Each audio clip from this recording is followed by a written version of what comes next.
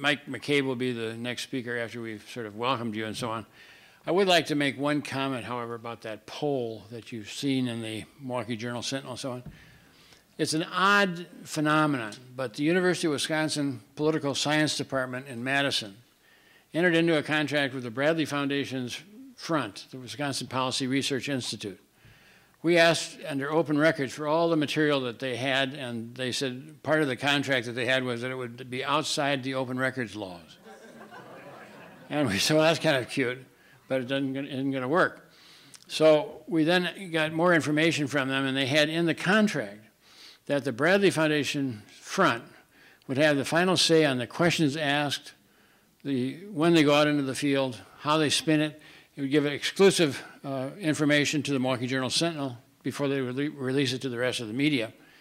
And they got a little upset because we started publicizing what this contract was all about, so they decided to stop the contract because they wanted to get outside the open records law. So now one of them has started his own business, and the other one is Charles Franklin, who is running this Marquette University Law School poll, which they all refer to as the new Marquette poll. Well, it can't be new if there's never been an old.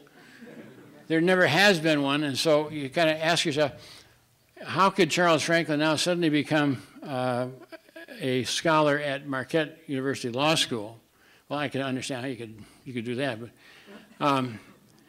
he's now there at the law school doing polling.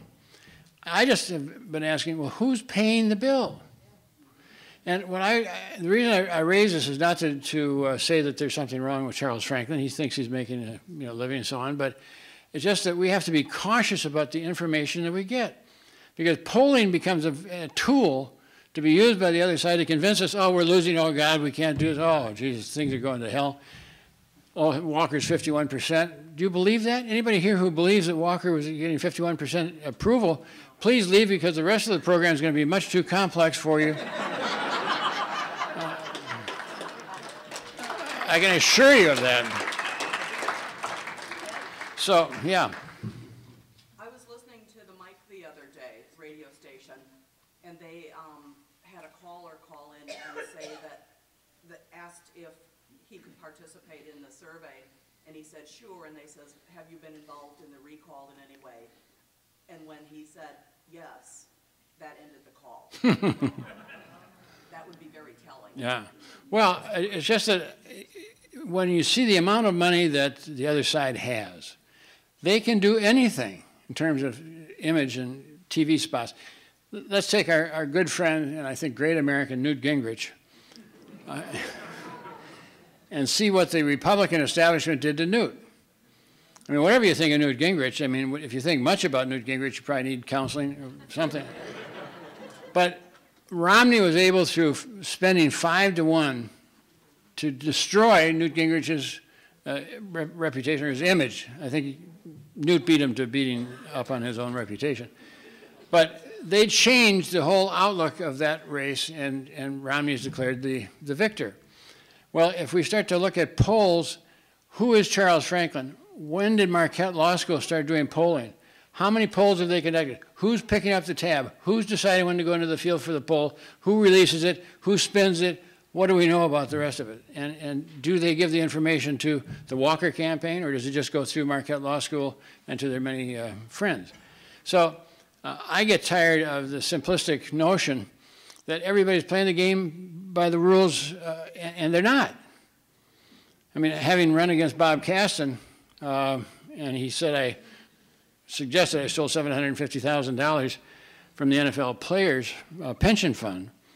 Two things. One is I did steal the money, and I'm living off the interest, and that's how we're able to do it.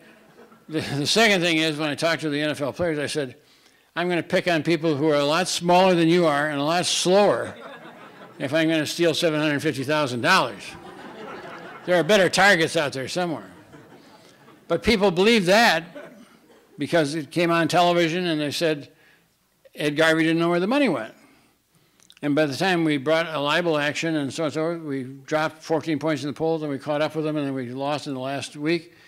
It gives you some idea of what they're going to be doing. They're going to be using every dirty trick that you can think of. Because one thing I can say for sure before I just turn it over to Ruth to welcome you is this, that Wisconsin is at the top of their list.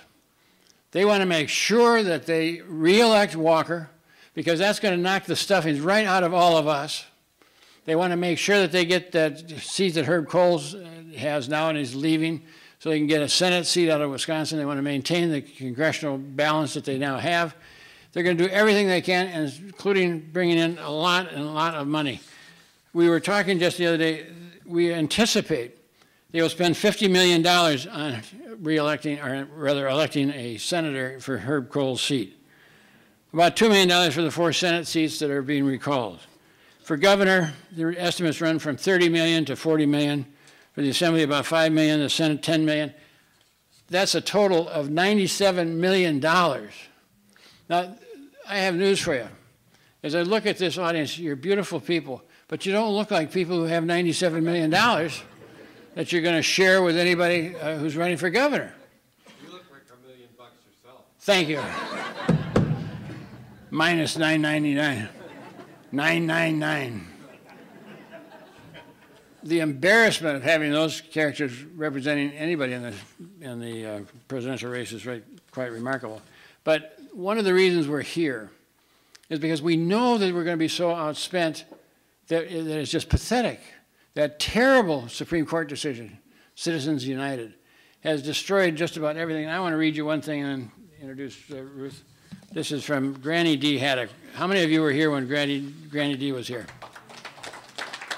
We all have heroes. Here's what she said on her 100th birthday celebration soon thereafter she passed away. But she got up and she said, "Thank you. That you would take time from your busy life to be here is a great gift to me, and I thank you for it. People have been asking me how I feel about the recent decision by the Supreme Court to strike down the campaign finance reforms that I walked for and even been working on a dozen years or so." Remember, she walked across America at the age of 90. "When I was a young woman, my husband and I were having dinner at the Dundee home of a friend, Max Foster, when a young couple rushed through the door, breathless, to say that they had accidentally burned down Max's guest cabin down by the river. Max stood up from his meal. He set his napkin down. He smiled at the young couple and he said, 'Thank goodness. You have done me a great favor and you don't even know it. We have been wanting to completely redo the old place, and now it would be a clean start. It would be better than it was the next time that you come to stay with us.' Well, I guess the Supreme Court has burned down our little house, but truth be said, it was pretty drafty anyway. We had not really solved the problem of too much money in politics, not hardly. And now we have an opportunity to start clean and to build a system of reforms that really will do the trick. I think one of the wings of the new House would be public financing of election campaigns. I think another wing will be dramatic expansion of our conflict of interest and the bribery laws. I think all of us, left, right, and in the middle, will enjoy living there without the special interest stealing us blind anymore. I intend to be around long enough to see the new places built. Thank you again. Thank you very much." She wasn't there, but we certainly enjoyed the fact that Granny D wanted that on her 100th birthday. So please welcome Ruth Conniff.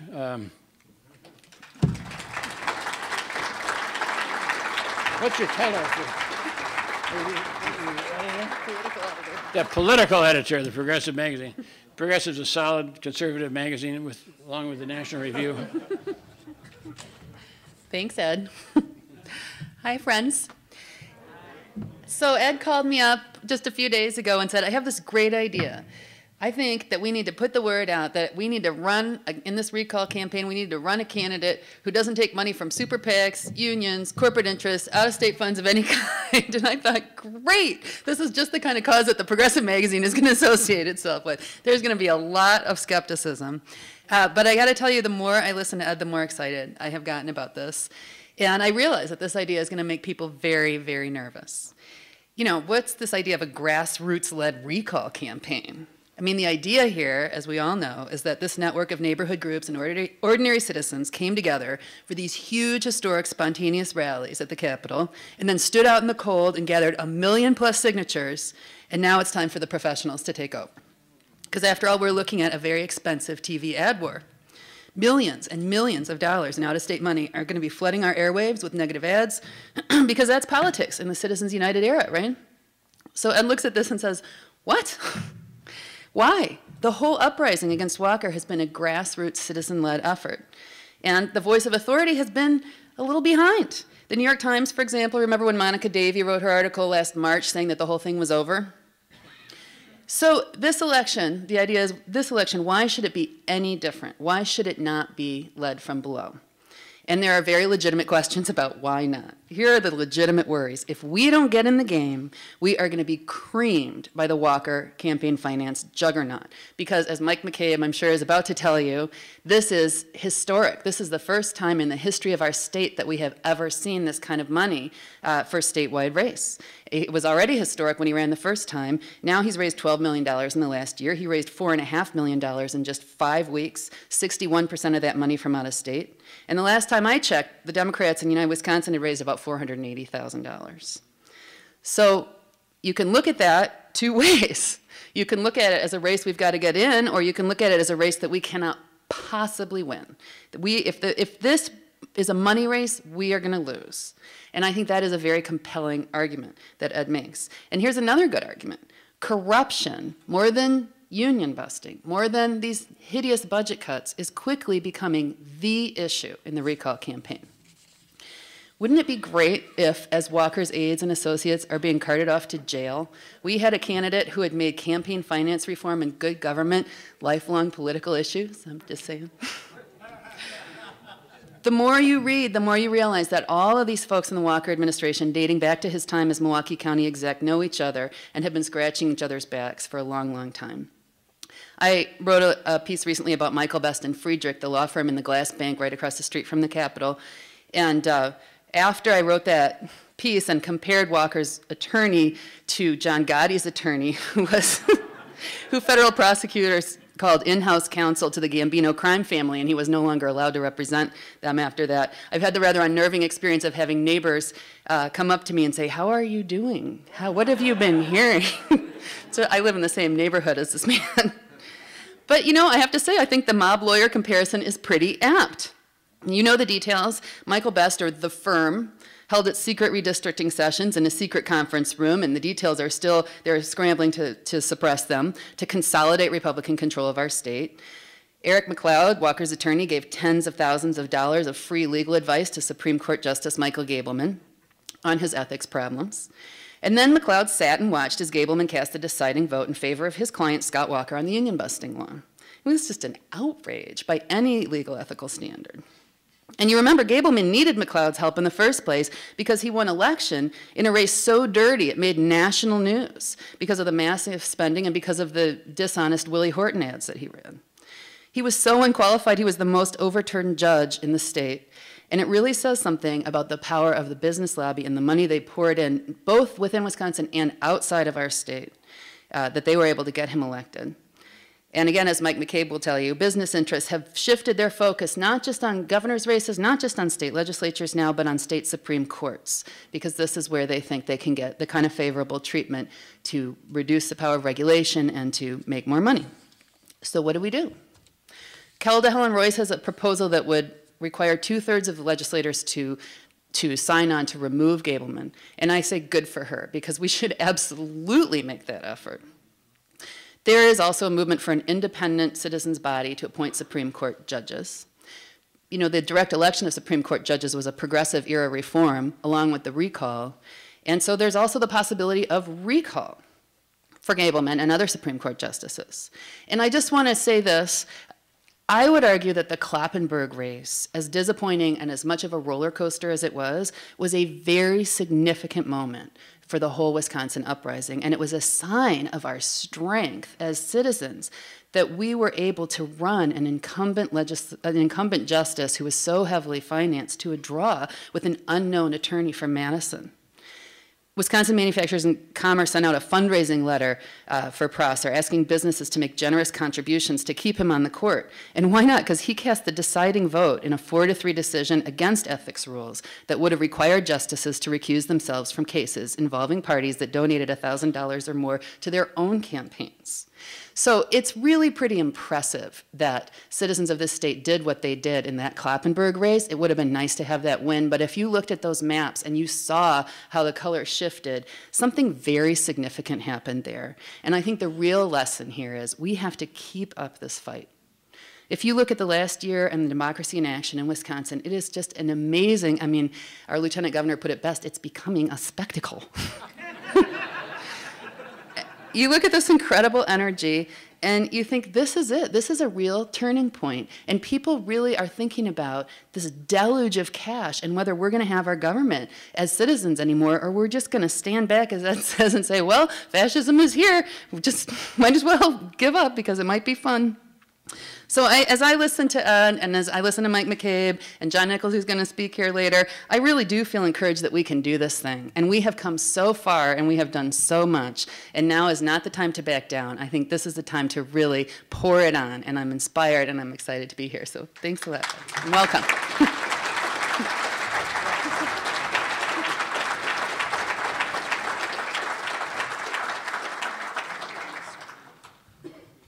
How many of you believe that Waukesha should continue to be part of the state of Wisconsin?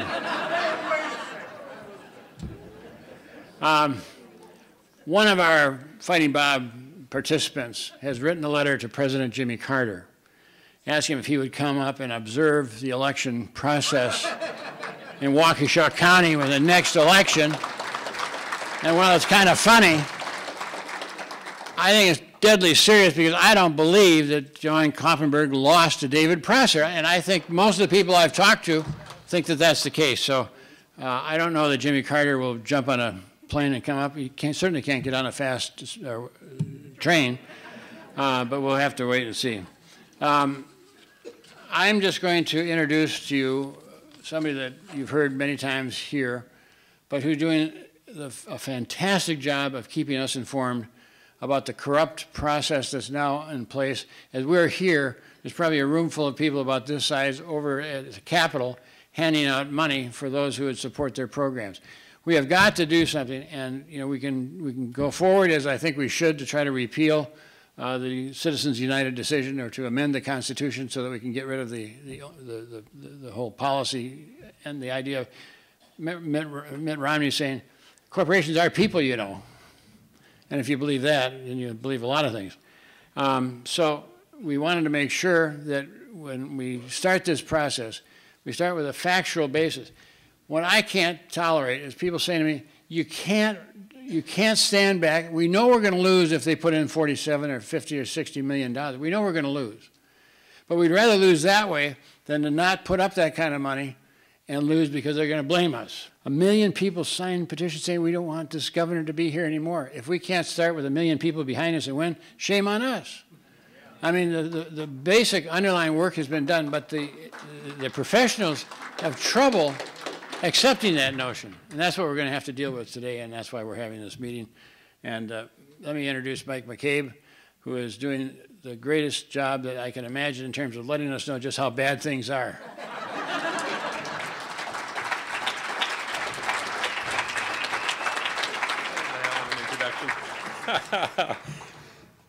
Thank you, Ed, I guess. Sincerely thank you for coming here and taking time out of your day. It never ceases to amaze me when we have meetings on a work day somewhere and we show up in the parking lot and we come inside and I wonder, is anybody going to come? And people always come. And, so you constantly inspire me. I have to tell you that politics and politicians stopped making sense to me a long time ago. But this I know. Most people, present company excluded perhaps, but most people hate both parties with a passion. And this I also know. People detest the way politicians run for office. They detest the way people seek power. If airlines advertised the way politicians do, no one in America would fly. If car companies advertised the way politicians do, I don't think anybody would drive either. And, and the bottom line is that there are huge numbers of people out there, a massive portion of the general public, who believe that both sides are bought. That's a reality. And when you look at the money that flows, what does it do but reinforce that attitude? Yeah, Scott Walker has raised more money in about a year than any candidate for any public office in Wisconsin in the state's history has ever raised, breaking his own record. Because he raised about $11 million over a 4-year election cycle to win the 2010 race for governor. In a fraction of that time, he's already broken the record, and hell, there's not even an election authorized yet. There's no formal candidate opposing him because we don't even have an election, and he's already broken that record. And you look at where that money came from.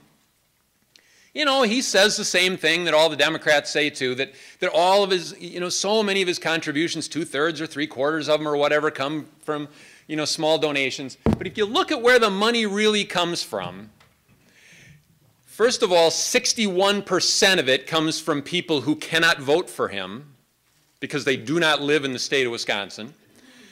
Half of the money that he raised came from 33 donors in the last reporting period. $1 million came in a week from 4 donors who gave $250,000 each, 3 business executives from Missouri and 1 from Texas. The guy from Texas, Bob Perry, is best known, of course, for the Swift Boat Veterans for Truth ads that were ran as a smear campaign back in the 2004 presidential election. But the thing that Scott Walker's then able to say is, I'm only raising this money from out of state because I'm countering all this money from out of state. And there's enough of a kernel of truth to it that he's able to spin this fantasy that his is a grassroots campaign when half of the money comes from 33 donors and it's coming at $250,000 a pop. But, if you look at the summer recall elections, the biggest spender on the Democratic side reported spending almost $11 million, and over $10 million of it came from outside of Wisconsin. And so what you've got is all of this evidence, election after election, that just drives deeper the belief that both sides are bought. And the public also believes a popular myth. Most people believe that Republicans get most of their money from business interests and most money for Democrats comes from labor unions. Well, first of all, I can tell you that since we track state contributions at the Democracy Campaign, I can tell you that business interests give $12 on average for every dollar that labor unions give to candidates for state office. But among Democrats, business interests give $6 for every dollar that Democrats get from labor unions. And for that reason, union leaders stopped making sense to me a long time ago. Because here for 30 years, let me say this, business has capital. Unions have people. And yet for 30 or 40 years now, unions have gladly been operating in a capital-intensive system. And they've even fought us and actually publicly and openly resisted attempts to change that capital-intensive system. That just makes absolutely no sense. Business has got capital, labor's got people, and yet we've got a capital-intensive system and they fight to keep it that way. That's dumb as a stump. And so what is then the reaction at the Capitol to this disgusting spectacle that turns off people right, left, and center? When people believe that both sides are bought, what comes out of the Capitol? Legislation that would blind you to the financial interests of those campaign donors. If people think that the politicians are bought, then their reaction is, well, let's no longer let people see exactly what interests are behind the campaign donations. And the bill gets put forward by Senator Glenn Grothman, and you'd think maybe he'd be alone supporting such a stupid idea, but then hell, a Senate committee says, this is great, let's do it, and they approve it. And where is the Democratic alternative? What is the Democratic alternative? We all face huge threats. And you're going to hear people get up here and talk about all the threats to the way of life we've known in Wisconsin and the democracy that we have in Wisconsin. But I'll tell you this, I think the biggest threat of all to our future is a lack of political imagination.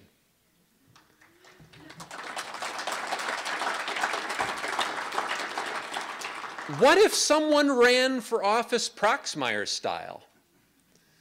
This is a state, ladies and gentlemen, where we used to send somebody to Washington, D.C. who never once spent $300 on one of his statewide campaigns for office. We live in a place that put him in the United States Senate and sent him back to Washington over and over again, and he would spend $100 or $200 on his campaign. And when I say, what if somebody ran Proxmire style, I can feel the collective cringe. I can see the words forming on the lips of the party insiders and the political establishment types. They're saying, oh my God, he's talking about unilateral disarmament. Prox couldn't win today. You got to fight fire with fire, eye for an eye, for crying out loud. Well, eye for an eye will always make both eyes blind. And fighting fire with fire will do nothing but leave our state and our nation and the very idea of government by the consent of the governed in ashes. And so if there has ever been a moment that cries out, that screams for a need for political innovation, this is that moment. And you know, here we are. We have just said so long to 2011, and good riddance to that year.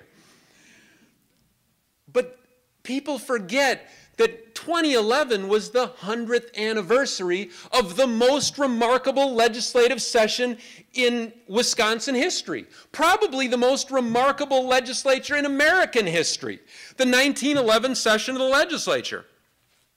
That legislature struck blows for worker rights, created child labor laws, protections for women in the workplace. The 1911 legislature created workers' compensation. They enacted sweeping railroad regulation. They did insurance reform. They created the first state life insurance program anywhere in the country. They created taxation based on the ability to pay, the first progressive income tax in America. They established vocational, technical, and adult education. One legislature did all of that. But what they did happened for a reason.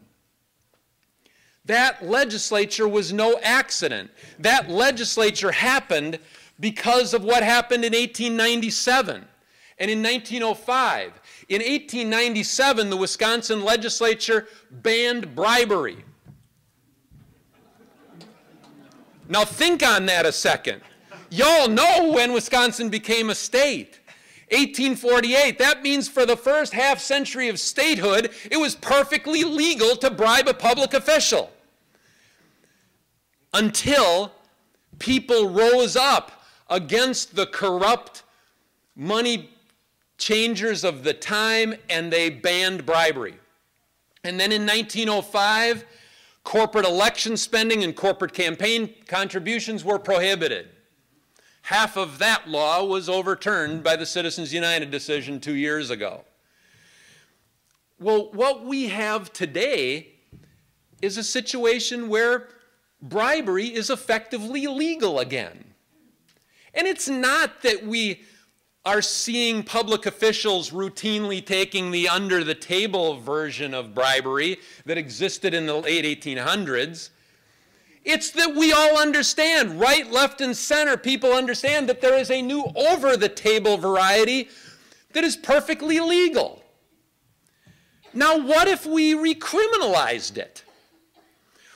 And what if the pushback against legal bribery started with one side going cold turkey on legal bribery? What if someone ran Proxmire style? What if someone occupied democracy?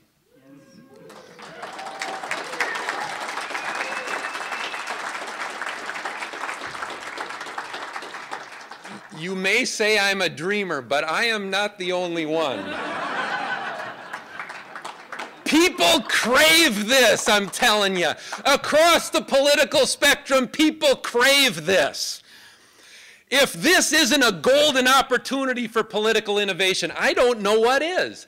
Because I'll tell you this, if somebody ran Proxmire style, they would have something going for them that Prox never had. 30,000 people were out there petitioning. An army of 30,000 people could fan out across the state and be where Prox was. It wouldn't just be Proxmire at Lambeau. It wouldn't just be Proxmire at Camp Randall. It wouldn't just be Proxmire at the plant gate. It wouldn't just be Proxmire at the state fair. He would have an army of 30,000 people at his disposal. There were 1 million people that signed those petitions. You could imagine that candidate running Proxmire style who could turn some of those 1 million petitioners into walking ads on sidewalks and street corners in communities across. Put them in sandwich boards. Put the same doggone messages that you'd put on television. Put them on street corners. Put them on sidewalks. You could have people out on country roads and busy thoroughfares who would be living billboards.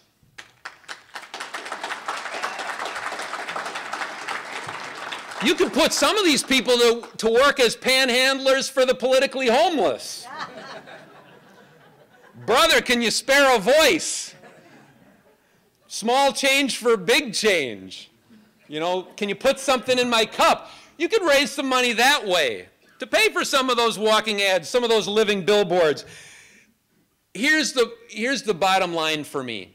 If you have a crystal ball good enough to know what's going to happen in this recall election, you're better than me. Walker might win. Walker might lose. It'll be close. I'll guarantee you that. But as things stand today, if he loses, he will not lose because people see a thrilling alternative.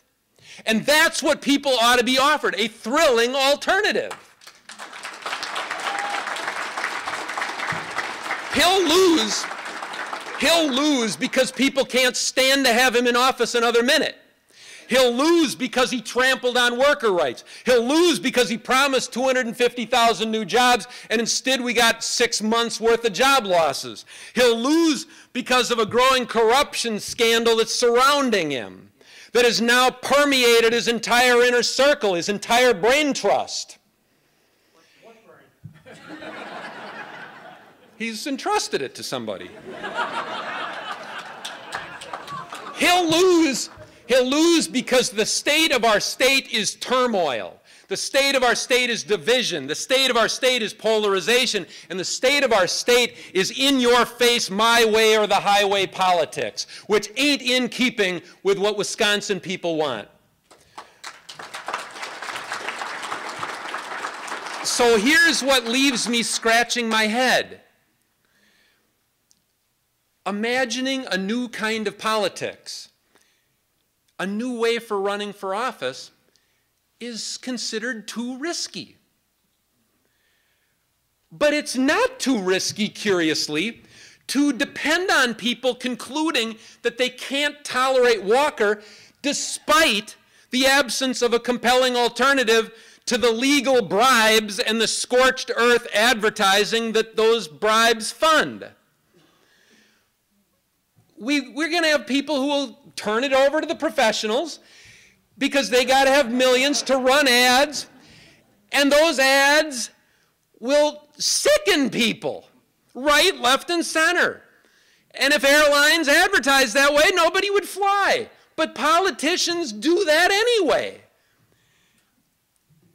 Creating a positive and compelling and plausible alternative to today's politics involves risk. But liberals ended slavery. There was no risk involved in that. Liberals got women the right to vote. There was no resistance to that. Liberals created Social Security and wiped out poverty among the aged. That was risk-free. Liberals took on segregation and they passed the Civil Rights Act and the Voting Rights Act. Every single one of these undertakings involved considerable risk. So we are journeying into a great unknown. We face challenges never before seen in our lifetimes. We face a crisis in our democracy never seen in living memory. We live at a time when most everything that we hold dear is at risk. Talk about your turning points. So do we play it safe? Do we keep doing what we've doing? Or do we take a leap of faith? And the most important question is really a question for the politicians. Do you trust in that army of 30,000 petitioners? Do you trust in those million signers? It is time to take that leap of faith. It's time to discard old habits and imagine a whole new way of doing things. If there is to be hope for the common good, it will require uncommon politics. This I know. There's a lot I don't know. But this I know. The fate of our state and our country rests on our response. And this I also know. If fear of risk paralyzes us, history's judgment will be harsh. Thank you.